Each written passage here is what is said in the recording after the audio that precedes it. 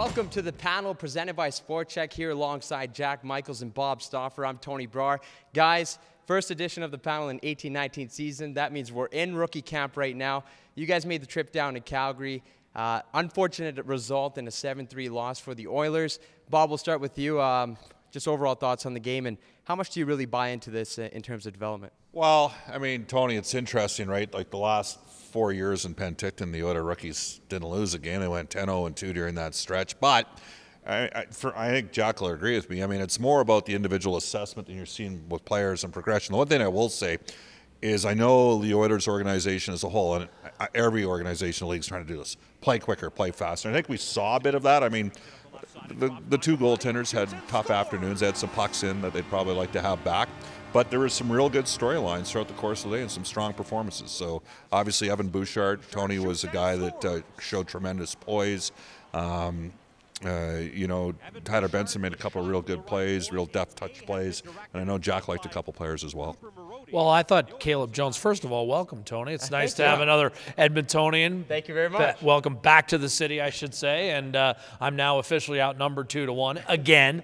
But, you know, as far as Caleb Jones, I thought he was – Evan Bouchard, I think, was the most solid player on the ice. I think Caleb Jones might have been the most dynamic. He was making plays at both ends of the ice. Even when he got beat, he got back into position to recover and make some plays, extremely active with the stick.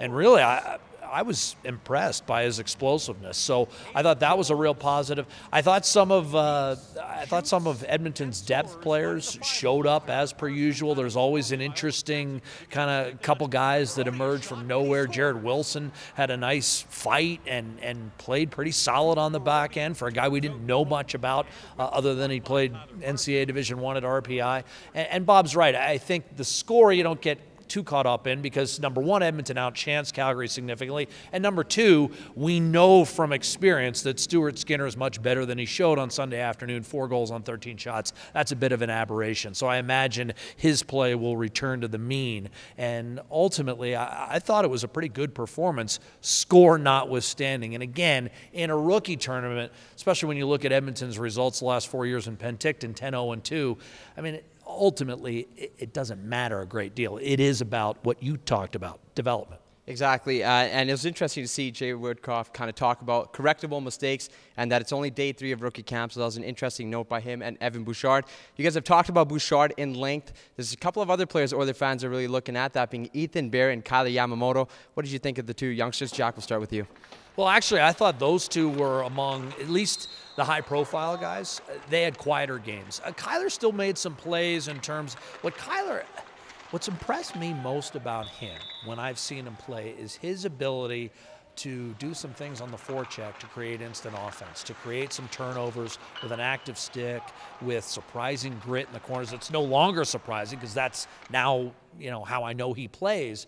But I do like some of the things he does there. I thought Ethan was solid. I thought he was kind of quiet, but that's okay because Ethan Bear, I think, is one of those players, Tony, that looks at the rookie camp as an easing into process because he's been through it a couple times. The one thing about rookie camp, and we just talked about how development's the most important thing and you can't get too caught up in the score, is because some guys are going to have different approaches to this rookie camp. Some guys are going to come in and show exceptionally well, and then their play tapers off as camp progresses into main camp, where other guys, and I think Bear might be in this latter camp, if you will, of guys that start off a little bit slower than you might have anticipated, but get better as camp moves along. And that's why I think you've got to really be careful about making too many prognostications based on the first 3 days of rookie camp. Cooper Marody, I think he's a little bit of an interesting pick. We acquired him for a 3rd-round pick in March.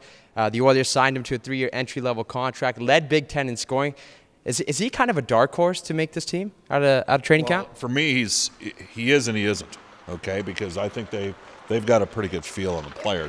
I mean, a 6th-round pick, and they gave up a 3rd round. So they gave up something of substance to acquire him.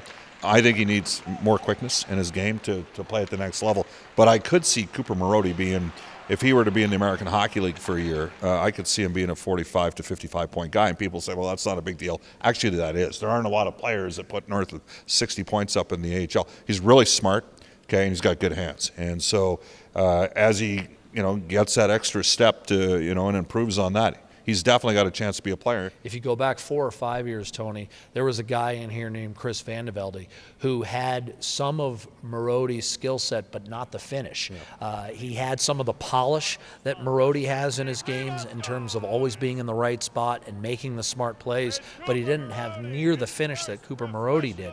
However, Chris Vandevelde has carved out quite a nice NHL career for himself. I mean, he found a way to get in the league and stay in the league. And I think Cooper Marodi has the tools upstairs, and ultimately he's going to do enough on the ice. I think he could have a very similar type of career and perhaps a little bit more upside because of the polish that Bob and I talked about. The goal he scored was an absolute beauty and not a goal you see that often in the NHL, let alone in a rookie game. The next game goes down tomorrow. Jack and Bob have the call on 6:30 CHED.